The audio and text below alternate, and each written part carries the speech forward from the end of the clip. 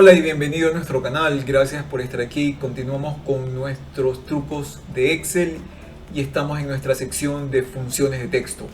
Hoy te voy a mostrar muy rápidamente cómo solucionar un problema que es muy frecuente cuando se importan datos desde otros sistemas, desde otros programas, o a veces los bajamos de internet y suele ocurrir esto. Suele ocurrir de que, sobre todo en los datos de tipo alfanumérico, suelen venir con espacios adicionales que no deberían tener.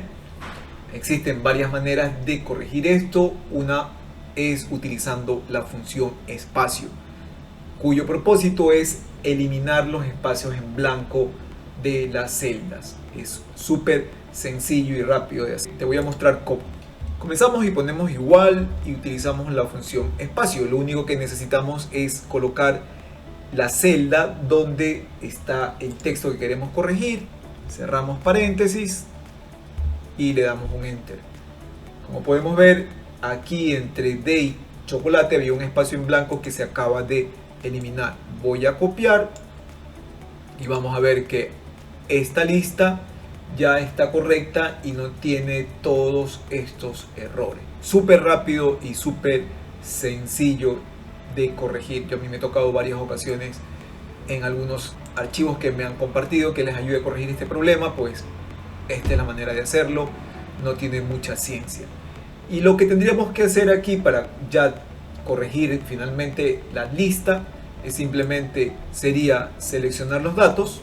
Recordar que estos datos son una fórmula y esta fórmula depende de los datos de acá, así que vamos a seleccionar los datos, le voy a hacer un control C de copiar, me voy a colocar aquí y me voy a pegar y le digo pegar valores. Solo quiero pegar los valores, no quiero pegar el contenido que tiene una fórmula, y ya está correctamente.